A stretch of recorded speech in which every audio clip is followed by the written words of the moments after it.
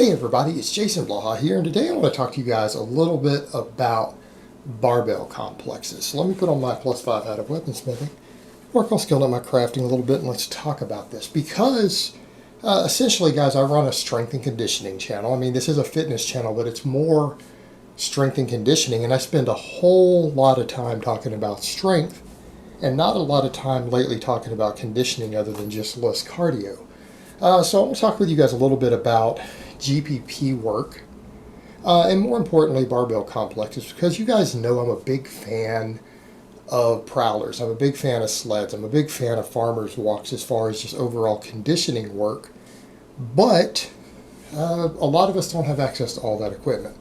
I do have access to some of it, but I don't at home. And as I told you guys, I'm going to start doing 2-a-days, and I'm building a partial home gym, not enough for me to squat or deadlift in, just due to weight constraints and everything else, and buying good plates. I don't want to have junk plates. And so again, I've only made a pretty small investment. I wanted my initial investment under $2,000 to start. I don't have a lot of space in the condo, and I'm essentially having to set up space in our bedroom for us to have a rack and some plates and some rubber and everything on the floor. So I started thinking to myself, well, I want to be able to do some conditioning at home outside of just my list cardio. And I don't have a good place here where I'm at to do sleds and prowlers and all of that stuff. But I'm going to have barbells. I'm already going to have bumper plates, right? And I'm a big fan of barbell complexes in the past. I used them before. For those who don't remember, I did a little transformation challenge online, and that's what I did to start my channel. I had spent a year in bed sick. I had gained about 100 pounds while sick. I wasn't able to train for several years under doctor's orders. Got back into training, and I needed to drop down, but I dropped down to like 230 something. But I knew I needed to get back under 200 pounds before I continued rebuilding my base and getting stronger. It was just necessary to do. So I did a cut down to 198. And for the conditioning component of that, I used barbell complexes. Why?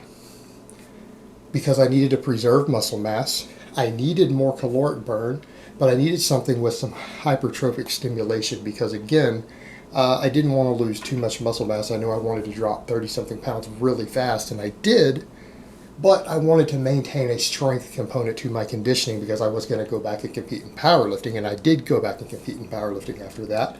I got invited to Worlds, but I chose barbell complexes because they were simple to do. I could do them in any gym. And now that I'm back in this situation, I can do them at home, and the beauty of barbell complexes is that you can do them in your home. Most of you may not have room for a home gym, but you can get a barbell you can stick in a corner. You can get a handful of lighter bumper plates. And what that gives you the ability to do is just take your bar down and your plates, do them in your living room, do them in your bedroom, and get in some conditioning work. And now barbell complexes fall under HIIT cardio. That is essentially what they are. But they have a strength component because you're doing exercises. And so what do I mean as a barbell complex?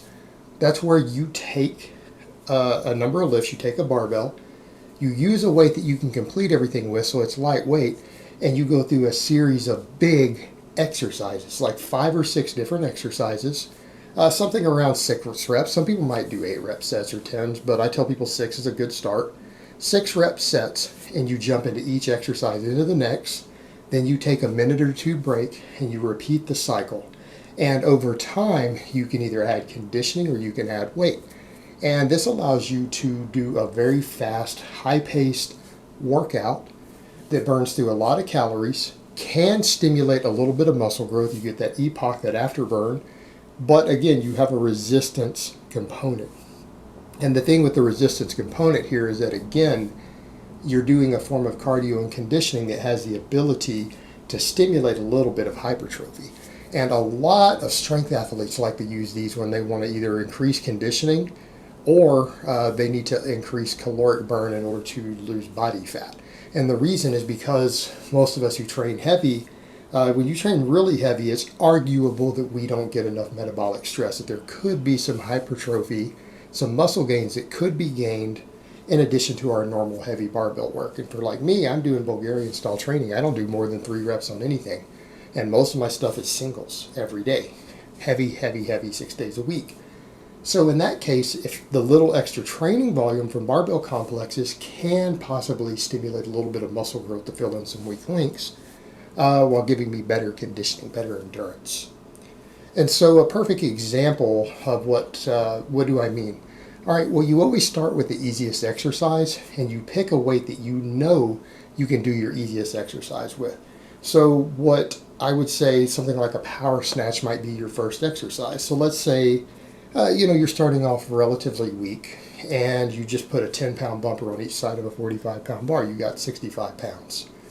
The majority of you out there can handle that. If not, find some 5-pound bumpers or get a women's bar. You can get 20-pound women's bars. And so even the women out there can do this, because most of them can do this with 40 pounds. But even with the guys, you can start at 65 pounds with a bumper on each side. Do 6 power snatches, right? Snatch off the floor. It shouldn't take you long to learn to do 6 snatches with 65 pounds. So that would be your first exercise. Well, now you're already in the snatch position at the top. Do 6 standing squats, like overhead squats. So again, that's a squat with your hands up in the snatch position. Then you can drop it down to your chest. Right? You drop it to your chest at that point, or drop it on the floor, or clean it back up to get it into the right position, whatever you want to do. Do 6 push presses.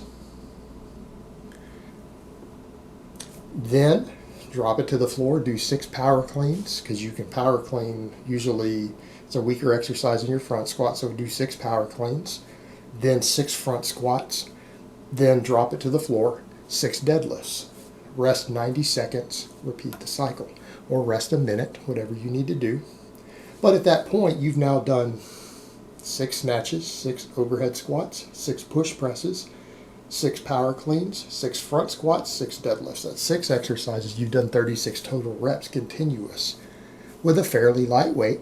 Every one of those lifts are pretty much full body exercises, right? Every one of those. The only thing that might be neglected is your biceps. You've worked your entire body, your entire posterior chain, your entire back, your triceps, your delts, even your chest got worked. Quads, abs, everything. Everything got worked with relatively lightweight for a lot of volume. Then you repeat the cycle. So let's say you do 5 cycles of this with a given weight, and you start doing this 3 days a week. Well, each of those exercises you got in 6 reps times 5. That's 30 reps. So in a short period of time, as conditioning work, you got 30 reps in on all those exercises. Now, granted, it's a light weight, but if you're doing them explosively, you're doing it all the way to pretty much fatigue, there can be some growth to that. There is a metabolic component to that. There is a conditioning component to that. And I promise you, if you're using a heavy enough weight that it's challenging, you start really burning again by that final series of those, let's say the 5th one that you do, then I can assure you that your heart rate is elevated. Your heart rate's elevated. This is a form of HIIT cardio. But again, you're doing it with a barbell, which is, again, a relatively inexpensive device, easy to store, easy to tuck away, that has a strength component to it, and it gives you some familiarization with your exercises. What I would say with these is that use good form on them. Don't just fling it around. So you are getting a little bit of lightweight technique work in. You are getting a resistance component. You're getting metabolic stress. Fantastic form of conditioning for people with limited equipment around. And it uses stuff you could do at home separate from your main workouts if you want to separate your strength and your conditioning work. But you can do the same thing at most gyms also. Let's say you don't want to go mess with all the silly cardio machines. It's kind of the point I make it with a lot of gyms. I almost wonder if we couldn't just do barbells in general, because truth be told, for actual conditioning, that was a circuit training series. It was HIIT cardio. That one little barbell on one little lifting pad in the floor on some rubber replaced a whole circuit training set of equipment as a full body workout. It can replace a piece of cardio equipment. It can replace a lot of stuff. So for people who have equipment limitations, people who have space limitations, they're fantastic, and they work. They're time proven. These are done by athletes in different sports all over the world as a conditioning tool. And it's something you could do at home if you need to, and that's the beauty of it. And it doesn't interfere, for the most part, with your strength and muscle gains. And in fact, it can help facilitate those things. So again, this is a fantastic form of conditioning. It's something you guys could consider if you need to add extra conditioning work. And it's one of those things that allows for progressive overload, because obviously as your conditioning builds, your strength will need to go with it too, because at a certain point, if that weight starts to get too light and it's not challenging near the end, you can add weight so that your actual strength and the work capacity you have built as a lifter can now be carried over to your conditioning work, because there is a strength component to it. It allows progressive loading. So you could do the same series. You could build it where you could do all 5 series of them. You could do it every day, but you can add progressive overload. When 65 pounds gets too light, you go to 70. And eventually you work it up. And if you get to a point where you're doing your circuit training with 135 plus every day, that your barbell complexes, that again, we're getting up to a significant amount of workload being done. That has a multifaceted benefit to you. So, I mean, for strength athletes, people who are trying to gain muscle or trying to gain strength, and they want to add an extra conditioning component for, again, either just your overall conditioning or to help speed up metabolic rate, to burn body fat, things like that. Fantastic tool. Fantastic tool. Something you guys should consider. All right, guys, but that's really all I have to say on that today. I hope it's been informative, and I will talk to you guys next time.